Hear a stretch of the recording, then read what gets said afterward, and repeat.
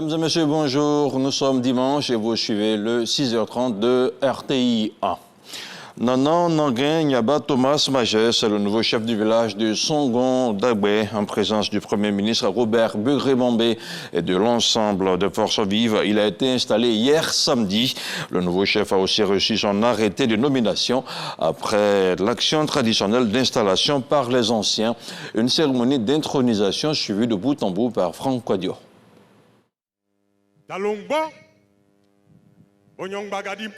Le cri de guerre du nouveau chef de Songon Dagbe appelant au ralliement de tous, les Nyando, les Doubo et même les Tchagba, sa propre génération.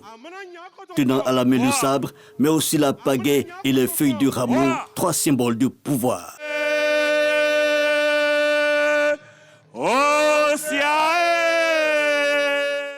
L'appel de Nana Nanguin Nyaba Thomas Dimages est entendu. C'est Kadia Soukrou de la génération Blessou et la prochaine à régner au village prête allégeance.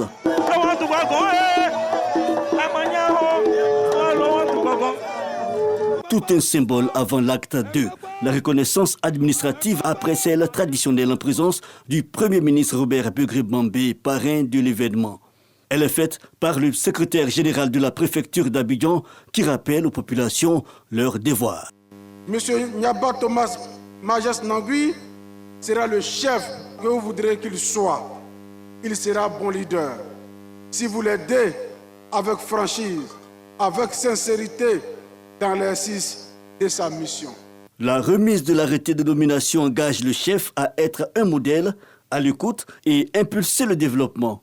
C'est l'essentiel de l'adresse du ministre conseiller du chef de l'État, Touakeus Mabri, invité spécial. Le chef du gouvernement, lui, porte aussi la casquette de fils de la région. Au-delà des différentes prérogatives dévolues au chef du village, Robert Begré-Mambé insiste sur la gestion participative des questions foncières. Je me ferai un devoir de soutenir les chefs dans leurs activités parce que je connais leurs souffrances. Nous les soutiendrons, nous les encouragerons pourvu que leurs options mises en œuvre respectent l'intérêt de nos communautés. C'est pourquoi je leur demande dès à présent, pour les villages qui ont encore des propriétés foncières ou des capacités foncières, de constituer des sociétés civiles immobilières pour créer des titres fonciers pour nos villages. Songon Dagbe, jusqu'au bout de la journée, a multiplié les actions de soutien envers son nouveau chef, Nana Nanguin Nyaba Thomas Mages, né en 1974, est de formation entrepreneur et industriel. Il est le 13e chef de ce village du sud de la Côte d'Ivoire. On reste à Songon pour parler cette fois-ci de sécurité avec l'opération spéciale qui a livré son verdict. Après un mois de ronde, la localité voit s'installer de nouveaux habitants. Une situation qui a aussi engendré la hausse du banditisme dans certains quartiers de la commune de Songon. À titre d'exemple, le mois dernier, une attaque à main armée a fait un mort et plusieurs blessés. Et pour sécuriser davantage les 627 km², la police nationale appelle les populations à collaborer. On voit tout cela avec Walter Amadou Ouattara.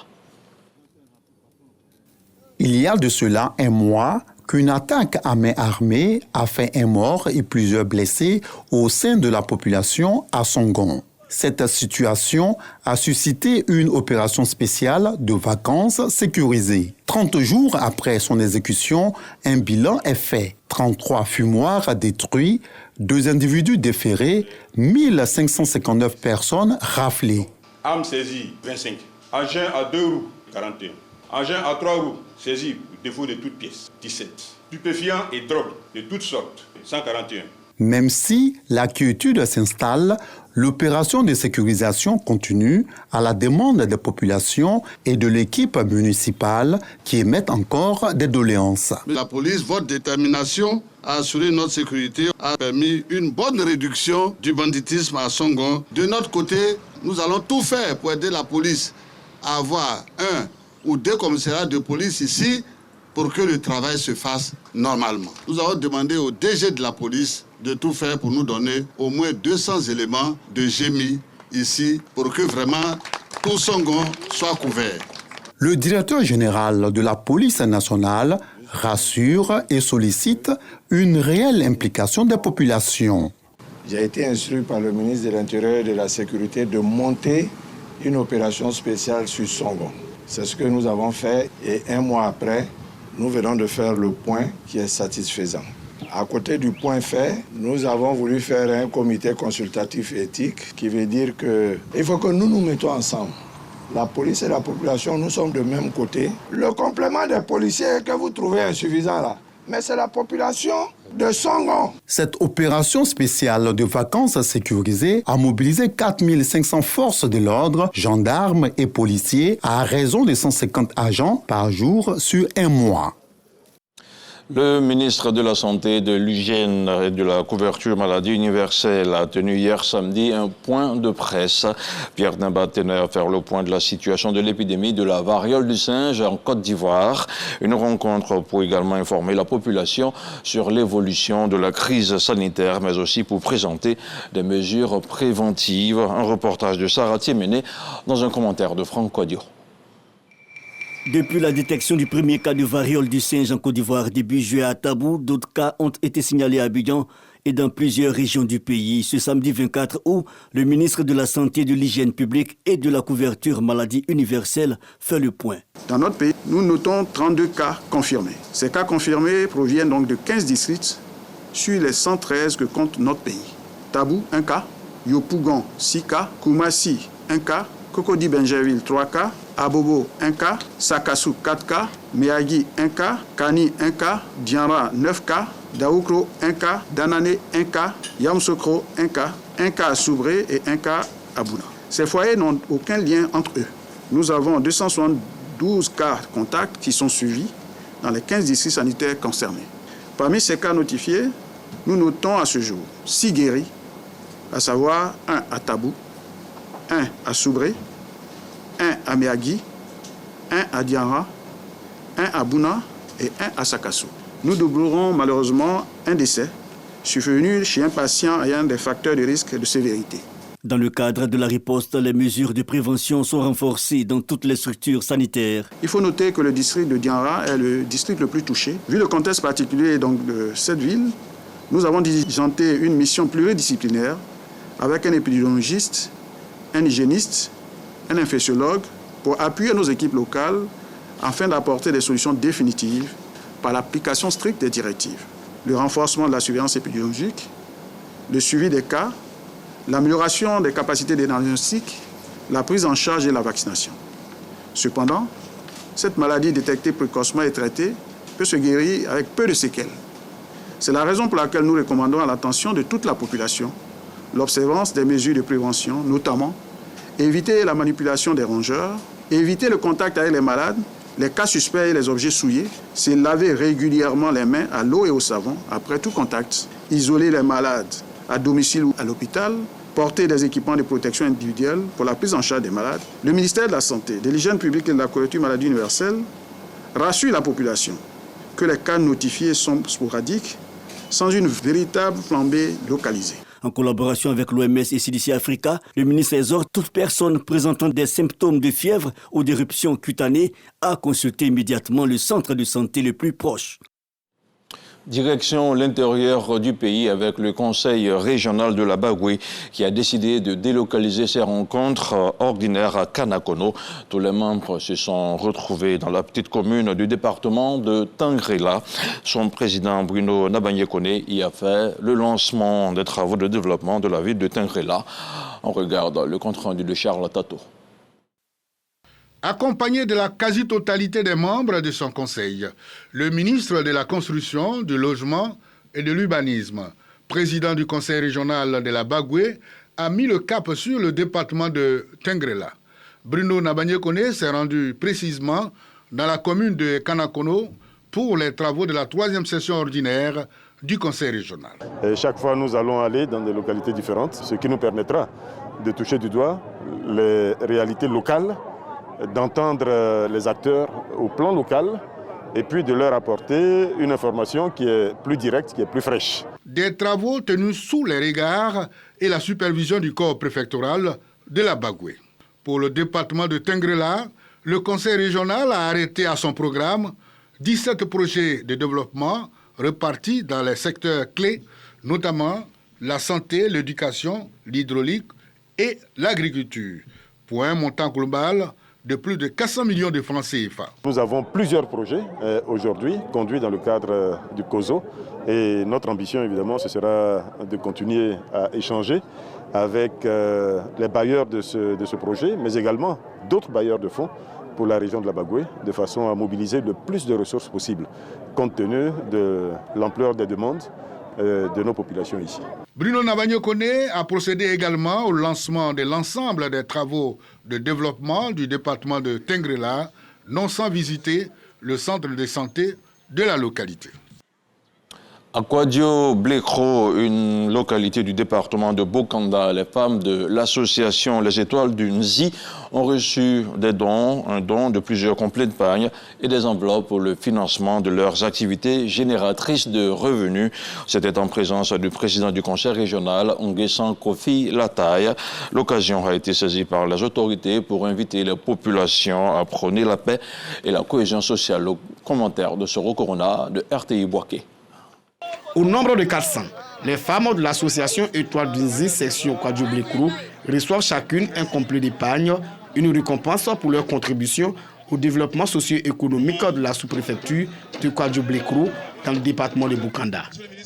Ce don estimé à plus de 6 millions de francs CFA est une initiative des marraines Dominique Oswald et Anne-Marie Océane. On a reçu des pagnes. Je suis très contente. Dieu n'a qu'à nous aider. Et puis on va faire le travail comme il faut. Maman Dominique, elle n'a qu'à s'occuper de nous. Nous aussi, on va s'occuper d'elle. Les élus et cadres de la région du Nzi saluent ces gestes de générosité et exhortent les femmes de la section Étoile du Nzi de Kouadio-Blécro à prôner la paix et la cohésion sociale dans leur localité. Un soutien financier qui est apporté à un groupe de femmes pour les aider à se rendre autonomes. Il aura un maillage complet. Nous allons soutenir nos sœurs et en retour, elles vont nous accompagner dans notre démarche politique pour partager la vision du président Alassane Ouattara dans la région d'Izi.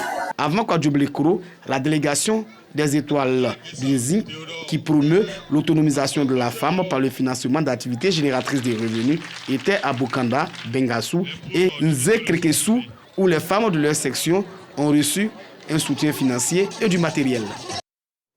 Dans l'est de la Côte d'Ivoire, la première journée de porte ouverte du comité interprofessionnel de Bondoukou s'est tenue le 17 août dernier. La rencontre était placée sous le sceau de la valorisation du savoir-faire artisanal. C'était l'occasion de mettre en exergue les potentialités artisanales de la région du Gontougo et de promouvoir le talent des artisans locaux. Le commentaire de Khalid Dumondé.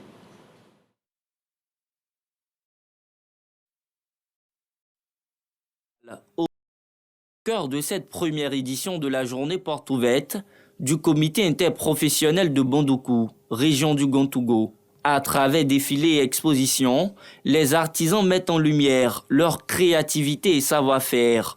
Une fort belle manière de promouvoir les talents locaux et vendre les opportunités qu'offre le secteur artisanal. Le secteur artisanal est une composante importante en termes de création d'emplois.